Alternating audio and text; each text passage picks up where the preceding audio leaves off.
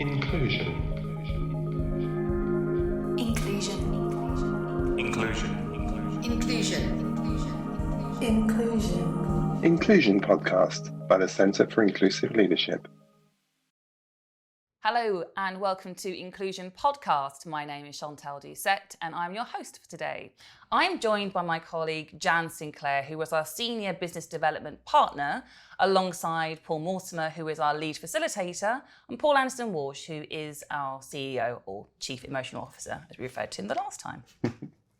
So it's October, which means that we are thinking about Black History Month, wanting to talk about this conversation, I was sort of thinking, okay, we've had these terms, BME, BAME, BAMER, global majority, lots of these different terms that are sort of bandied around. And sometimes I think, for me personally, I feel who's in the room, making these decisions about these terms that we just have to agree to. But that aside, I actually wanted to sort of open up and sort of ask each of you, because I think this is quite personal. How do you describe yourself? How do you define yourself in terms of your race? Good question. It's a great Jan, question. shall I come to you? Yeah, absolutely. I see myself as Jan, Yes. a Black woman, mother, aunt. That's it. Yeah, That's how I define myself, a Black woman. I love that. But you said Jan first. Yes, Exactly. that's the name I was given. Yes. See, do you know what? I've got to say, it's interesting though. I was doing a thing a couple of years ago when I was talking to a Black women's network. I said, the thing I find really difficult about this conversation is that aren't you a woman who is Black? As opposed to a Black woman. Do you see what I'm saying? Absolutely. And that really irritates me, the way that you lead with that, particularly when it's driven. Now, I know we own it, but you hear my point. A Black woman, a white woman. Well, actually, aren't you talking about two women? One's Black, one's white. So your point, what made me think about that was Chantelle's point about as soon as you say Jan. And I just think that's interesting to me, because I feel like there's something quite loaded. And this is the point you're making, Chantelle, I think, about how we take those terms. Right? It's funny because I think about the, if I can jump in on that. Yeah, sure. When I was a child, if you asked me who I was, once I had my discovery, watch a previous episode, once I had my discovery, I would describe myself as being half caste. I was half caste for as long as I can remember. Yes. And then somebody said, oh, you mustn't say half caste. I said, well, what's wrong with saying half caste? I'm half caste. They went, no, you can't be half caste. So I understand. So then, oh, okay. And so what I saw was over time that these terms move. So now I would describe myself as biracial. But I'd call myself biracial kind of partly to help you. Did you see what I'm saying? Because it's like going to be easier for you. Because to me, I suppose if I was left to my own devices, I would just say I'm mixed race. Yes. That's what I am. I'm mixed race. I'm half Irish. I'm half Jamaican. That's it. That is my ethnic identity. And what I don't like is the idea of having to say, well, which one are you then? Because of course the problem with being mixed race is, particularly my kind of mixed race, is that you're too Black to be white and too white to be Black, right? So you just if you see our grandchildren with their blonde floppy hair, but why are you forcing me to make that kind of choice? Well, it was terms that we just adopted as we were growing up. We didn't know anything differently. Absolutely. So that's what I'm saying. People would say, you're a Black woman.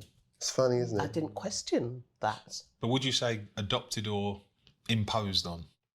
Yeah, I think that's a really interesting question, Paul, right? I think that's a good question. Is it adopted or is it imposed on? I always thought, forgive me, I want to hear how you self-identify, but I always realised when I came into a level of sort of Black consciousness, I always knew that my self-identification was Black because if I would watch sports, I'd always want the Black ones to win, right? If there were two boxers, I'd want the Black ones to win. If there were two white ones, I'd want the one with the black shorts to win. It was literally because I got so conditioned to it. But it's a really interesting thing, and I feel like the older I get, I think one of the exciting things for me has been the normalization of what it is to be biracial. Because when I was biracial, that was like freakish. Today, being biracial is like, is anybody not? Yeah. It's actually quite an interesting space to occupy as an elder Yes. of the biracial community. Yeah. When I see what's happening in our, particularly in a big city like London, you think about a place like this, it's actually quite interesting. It's quite comfortable now saying, yeah, I'm biracial or mixed race. Yes. So you don't say half caste because people get upset with you. But it's interesting, even so, that within the biracial, half-caste, mixed race, whatever you may call it, within that confine, there are words that people use to describe themselves. They say, well, I'm not that, I'm this. Oh, I'm not that and that. Absolutely. And that's quite interesting to watch as Yeah, well. So absolutely. I always now say, how do you describe yourself? But that's the really point, nice. right? Yeah. And I guess we should ask Paul the same. Exactly. Yeah, I mean, you know, for me, again, I'm a man that's black. I'm a black man. That's basically what I've always said. But what's happened over the last 18 months, 2 or 3 years around race, I think, and we'll talk about it a bit later on, has brought this subject of identity to the fore. You know, about being black or brown or whatever. You know, my wife is white, my children are mixed. And I remember we had the conversation with my children around their identity because all of a sudden, because of what's happened recently in life, their friends have really, it's almost like they opened their eyes and they finally, or for the first time, seen my daughter's, my children's skin colour and that mine is different from theirs. And they're sort of remarking in amazement about it now. And what it brings up also is, we spoke about this terminology, is this fear of actually describing it correctly. Half caste, dual heritage, mixed race, black, you know, are you black? It's like Can that. I say that? Can I say that? Yeah. And it's like they're asking me permission to call me black. It's, you know, there's so much of that goes on, and that's come to the fore now. And, you know, I sort of say to them, well, you know, there are so many ways you can go and educate yourself, but I'm not doing it. It's not my job. Sweet. And I think that kind of leads me on to kind of talking in a bit more of a, I guess, a deeper way about, you know, it's not my job to teach you, but I think there was that seminal moment with George Floyd. I don't think we can't really ignore that if we're talking about Black history. So recent in our history, but that actually, you know, it was at a time when the world sort of stood still and were a captive audience to, you know, just the extremities of racism playing out. And I think it was really interesting because I remember at that time POW saying, Chief Emotional Officer, saying, you know, that you'd noticed that this was the first time that white people were listening to us as us. And I wonder if that appetite is still there. Now we've moved a few years on. Like, what does that conversation look and feel like? You know, what are you sort of noticing generally? If I can come to you, Jan, what do you think? I think there's a slowing down. I think there is fatigue, both diversity fatigue and black fatigue. And I think that people just want to see action now. So we've talked about it. The corporations have pledged about it. So where's the action and where's the measurement? That's what I would say. That's really interesting. Yeah. So in terms of how do we're done talking about this now, we now want to see results. You know, let's see if we can actually make a change measurably. Absolutely. Yeah. That's what do you think, Paul? I'm slightly cynical about it. I mean, Jan is spot on and she's right. You know, it's time for action. But there's still people out there who think that, well, you know, you've had your moment in the sun and you know, it's fine. You know, it's done. You know, we've had the conversation. You know, we've pledged and we've done what we needed to do. Right, now let's just get back to normal. What more do you want? Well, exactly, what more do you want? Right, There is that. I mean, and I've had this conversation with some friends recently who are teachers. And I did a favour for a friend and talked to a group of teachers. And when race came up, the elephant came back in the room. And the elephant didn't have to bust his way into the room. The door was opened and the elephant came in. It was very, very difficult. So, yes, we have made strides forward, but there are some pockets where work still needs to be done. I think there is a sense, isn't there, that there's still some work to be done because you'll see something in, you know, that happens in the news, and then there's just that big fat reminder, and then you go about your normal day, and there's that big fat reminder, whether it's when you're shopping and you're getting followed around the store or whatever it might be. You know, it's always these constant little reminders, and you're like, oh, okay, because you can't hide But you know you're different. Yeah. The minute you wake up to the minute you go to sleep, if you are travelling, something reminds you that you are different. It's with us all the time. And it's with us all the time. Yeah. And that tells you that, no, it's not gone. Is it ever going to go? I don't know. But that's what we need there to be a shifting. That behaviour towards people that are perceived as different. And I think there is more of an acceptance. I mean, I've definitely noticed it with my friends, you know, and I won't even need to say, you know, I'll say, I'll talk to an experience and they'll say, well, that was racist. That never happened before. I'd have to sort of try and not say it, but also kind of talk to it. And then it would either be met with, oh, I just think that's just, you know, normal. I think they would have done that to anybody or whatever it might be like before. But now it's kind of like, oh, no. Like, that's not. And I'm like, oh, okay. It's kind of, that's nice. It gives you a bit of a breather. I feel a bit like, oh, okay, that is being seen now. So I don't have to do so much of the legwork. But I think I'm really fortunate. It's generational though. Because I'm slightly older and my generation of people, you are still having to have this conversation. There are still people who are using incorrect terminology and are worried still about offending. And I've known them for years and they know what we do and all of that. But there's still this slight hesitancy when they talk about certain things. It's interesting. What are you seeing in terms of, is this appetite, is it still very much, is the appetite for the conversation still very much alive? What are you seeing when you're going into spaces for? I think that there is an issue. I agree with everything that's been said, but I think there is we hoped that Floyd was going to be more than just a moment in time. I think we believed that it was going to be a movement for our time. And I think at that time, and I think it wasn't just Floyd, I think it was also the fact that we were in the middle of a pandemic and we were seeing the level of inequality and injustice that was just writ large. I think it did sear the conscience. I've said this before, this is what I wrote in Waiting to Exhale, that paper. I was really clear in my mind that white people had seen this from a different perspective. But I think the problem that you have is it's a bit like our whole principle of inclusion. It's not necessarily that the world is full of bad actors, it's full of busy people. And the problem is that the news rolls on. So Floyd has given way to a war in Ukraine, which has given way to a leadership crisis, which has given way to a cost of living crisis.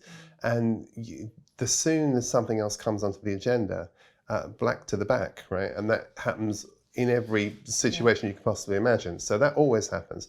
But I also think that there is something for me very deeply rooted in the fact that I think that racism is a spiritual problem.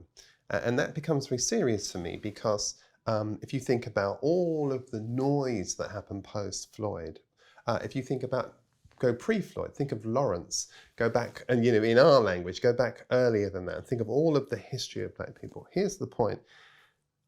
You can change as many policies as you want, but until you change what do you believe about people like us, when you see us, nothing's going to change. And what I'm saying is that it has been hardwired into the psyche that black people are less than. And it's been such a great and convincing sale. May I dare say this? Even we believe it. And breaking free from that cycle of that mental oppression is a serious business. And so I don't know. I think that I know that people get very nervous with you when you start talking about white privilege, and they do play the diversity fatigue card. I've got all of that. But I'm telling you, you can take gender, we can fix that. You can take issues around disability, done. Neurodiversity, done. Pick any subject you like. But they will not address the black issue because no one wants to address it, because to address it, we have to face some of the, no pun intended, the darker sides of our own wiring. Yeah, and what we're believing. It's like, it's that thing about, like you're saying, what we're believing and what is believed about us and what we believe about ourselves. And I think, in fairness, obviously people would say there's so much work to be done in terms of the genders conversation, in terms of the disability and neurodiversity. There's still a long way to go. But I think I hear what you're saying, because it feels like there is a different it almost lends in terms of the way that and the way that those conversations are given space. Although somebody who wants some movement in some of those areas might feel like actually it hasn't moved very much forward for me at all. And I think it gets tricky, doesn't it? Because it does get exhausting, because it's almost like everybody's fighting for the right to be seen and heard and have space and be treated with respect. Completely. And that is so why? Completely. You know, like that is wild to me. But look, sorry, Jamie, you're going to come in. Oh yeah, because I guess for me, as I was growing up, and in my household, you know, black was beautiful, full stop. Mm-hmm. So we talked about, you know, what you believe about yourself and what you're hearing.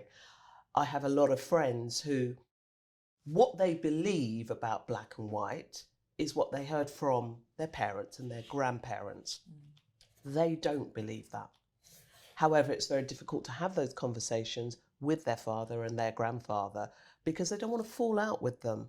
But I think as we're moving forward, our youngsters, they don't even see colour. They're like... Well, I totally agree with that, and that's spot on. However... Until they do. Because you see, you know, I have, you know, grandchildren, and the conversation. Yes. There comes a point where you have to have the conversation. Absolutely. I was having this discussion with people the other day. What do you mean conversation? Why do you have to have this conversation? I said, because when your children or your grandchildren come to you, the first time they realise that they are different by the way they've been treated by someone in their environment. Till then, there was no difference at all. They were all mates. All of a sudden, it becomes evident to them, I'm different. I'm being treated differently. Now, I don't know what to do with that. So they come home and you have to have this discussion with them very carefully to make them aware of, you know, being proud of who they are. Yeah. And that sometimes you may be seen differently by other people who look different to you. That's not about you, that's about them. Look, completely. And forgive me coming back in on this, though. Janet, thrills me to hear you talk about growing up in a family where being black was something that was cherished and people were proud of. And I hear your point, Paul, about intergenerationality. But for the record, I have one of my granddaughters, my eldest granddaughter, came to me not so very long ago and said to me, Granddad, can I talk to you about something? I said, yes, sure, of course you can. She said, my dad said that it's going to be better for me to tell people I'm white. Her grandfather's white. And I said, well, I can't probably say what I said, so let's just move that bit on. I said, so, and what did you say about that? She said, well, I'm mixed race. I like being mixed race. I said, well, good for you, sweet. You stand in it. She said, matter of interest, why did your father tell you it's better for you to do that? She goes, because it will be easier for me. Now, this isn't 1854. This is, by the way, post George Floyd, right? Yeah. So now the fact is, I can go back to my childhood and I can remember when I came into that kind of black consciousness, I remember distinctly learning the poem, if you're white, you're all right. You can finish this, can't you? I can't. Go on. If you're brown, stick around. If you're black, go back. Yes, Yeah. I remember it now. That was rooted into my head. And I would know that if the four of us were going for something, chances are Chantelle and I got a better chance than you. Yeah. Not chances are. That's actually happening now. Well, hold on. Well, that's my point. Are you telling me that's happening now? Yes. Well, I believe it. My my 5 grandchildren, are different, let's say, colours, different shades. Sure. And grandson number 3 is dark. And when they all play together, there is a distinct difference in the way they are treated. They know it, which is why they came with this conversation. Yeah. Wow. Because one is treated completely different from his other cousins.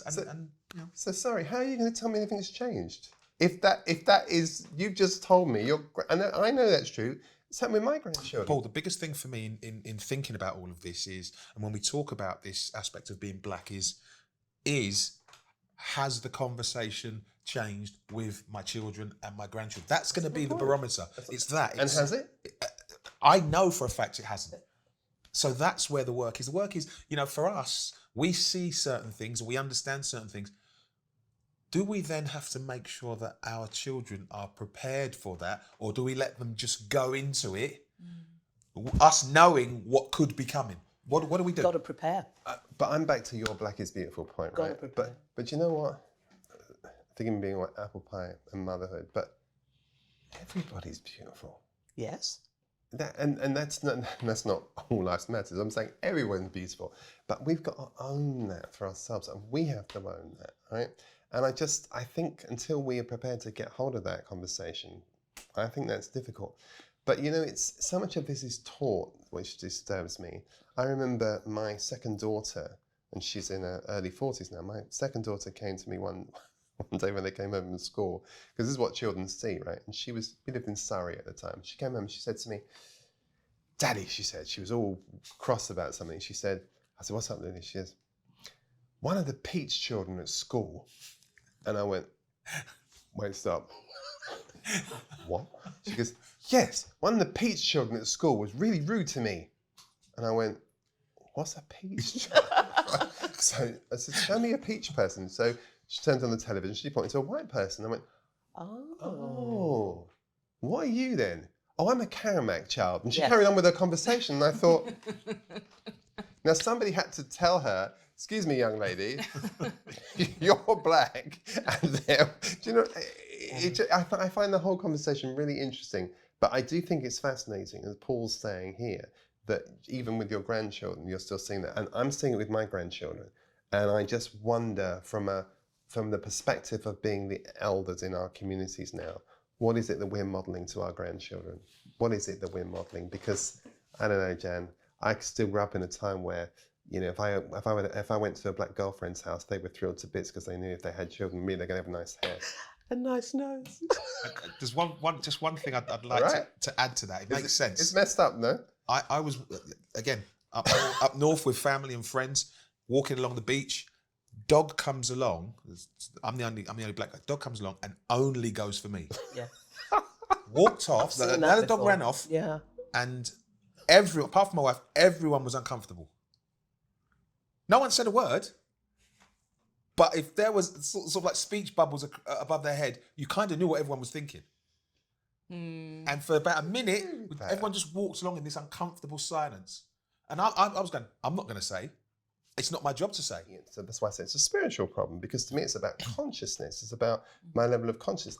If I see myself as separate, all right, if I see myself as separate because I'm biracial and you're black, that's just, what is that? The point is there is no separation. Until I see us as one, my sister who is black and my sister who is white, and there is no difference between us. We are just one person. Yep. I don't know. Maybe it's too much for a conversation in the workplace, but I think it is a lot for the workplace. I think it's a lot. I think in the workplace what's required is that acceptance, first of all, that within our systems there are some inequalities that need to be addressed and addressed quickly. Yeah. So therefore going through the employee life cycle and looking at that and saying, where is their bias towards any of the isms, but especially racism? Because we know there's a difference in pay, we know there's a difference in promotion levels, we know there's a huge gap between people working what we would call grassroots and the senior levels. Now, if other groups are moving seamlessly through these promotion levels and getting to the top,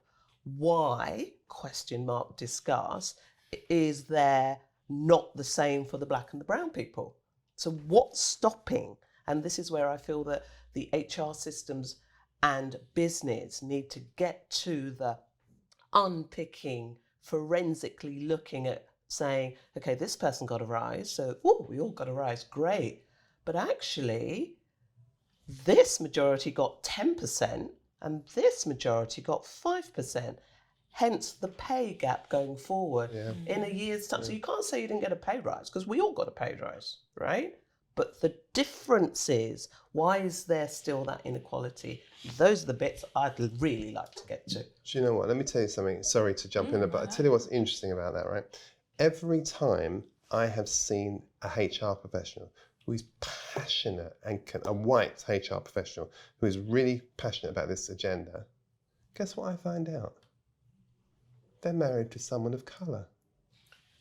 Right? No, hold on, but I'm saying, and that doesn't surprise me, right? Because the thing about it is that the reason why the gender agenda is so easy to sell is because most people who hold the levers of power have daughters or women in their family. Mothers. Well, they've all got a mother, right? Yeah. Precisely. So it's an easier thing to see. But if you don't have any lived experience of being with black people, people of colour, that's a very complicated thing for you to get your head around, right? I think. Can I just say very quickly? I mean, I'm listening to your conversation and it's all valid and all makes sense. But we were talking about this fatigue earlier. Yes. That's what I'm getting because we've heard this before. Yeah. Every single Well, aspect of it, I agree. year Yeah. on year. Yeah. So you asked the why with the question I mark. agree. We'll be here next year asking that. Indeed, and I kind of want to just to kind of, as we move towards the end of our conversation and time together on this, I kind of want to end it on a high, really, because I think, I see joy as an act of resistance, and I think, you hear about Black joy, and it kind of feels sort of, oh, what does that mean? What is Black joy? What is that? And I feel like I want that to be celebrated. I want Blackness to be celebrated, because I think in terms of what we bring in the culture, with food and like music and just, with so much richness and like diversity in our culture and just the life that you see, I think, I think we should celebrate Blackness. And so I have, it might seem like a silly question, but I have a question for you each, which is to say, what is the best thing about, given everything that we've just covered, now it's going to seem a bit funny me saying this, but what is the best thing about being Black? Doesn't crack. Doesn't crack. I knew you were going to go there. By the way, I knew she was going there. I just knew you were going to go there. Well Come played. on. Well played. Fantastic. Well played. Fair play to you. Personally, There's more, but... No, yeah, go on, you can keep going. No, let's carry on. Okay. power. And by that I mean, I know that I can step into an environment and by doing nothing, do something. And we've always been taught to see that as a negative. I don't see it as a negative anymore. So I'm that black guy on the train whose head is bopping up and down to the music, where I never used to do that because I thought I'd be judged. So I'm more powerful than I've ever given myself credit for, but I'm starting to do that now because I'm a black guy who I know people are looking at, and I'm going to use that as a positive and show power through it rather than shying away. That's what it's about. How is it for you? What's the best thing for you? Knowing that we're always going to win the 100 metres, always pleased.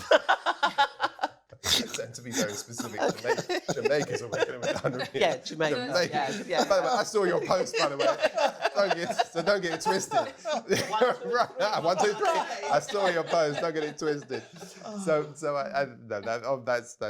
that is a brilliant thing to celebrate. But I also think the fact that I think that I have the benefit of being both. Yes. And so for me, I probably get the best of both and the worst of both at one whilst. But I think the best of it is there's a joy. There's a joy to being black. There's a kind of a soulfulness, and I do mean that in the truest sense of the word. And I think I like that. And I also think there may be some rather perverse advantage to being the other, because I think when you're the other, you have to find another way. Yeah, you look deeply for. There's that You know what I mean? richness. Yeah, you have to find another way. Yeah. That's where the power is. Yeah, that's where the power is. Yeah. What about you? Humour. Nice. Yeah, well, I'm Black Irish, so. To be sure, yeah. Okay. I love that. Yeah. Thank you so much. It was really good talking to you about this today. Yeah, totally enjoyed that. Yeah, it's. I think we have to take what we've got and we've got to keep going forward. We don't stop talking about it, even though we are fatigued. Yeah. Take that joy with us. Do you know, it's so funny. I was just, as you were finishing, I was thinking, I was at an event some few years ago, and a mutual friend of Paul and mine, Garth Crooks, was one of the keynote speakers, and he was asked a question from the audience, and they said, do you think we'll still be having this conversation in 10 years' time? And Garth's answer was brilliant. Without even pausing, he said, someone asked me that 10 years ago. Or as my mother would say, until Jesus comes. Amen. I think we can leave it there. Thanks so much for joining us today. I really appreciate you spending this time and listening to us have this conversation. I know that some of this content can be quite challenging, but it's important that we keep these conversations going and alive. So thank you very much. Please look out on social media for more information on talks that we'll be having in the future. But for now, thanks so much and see you on the next one.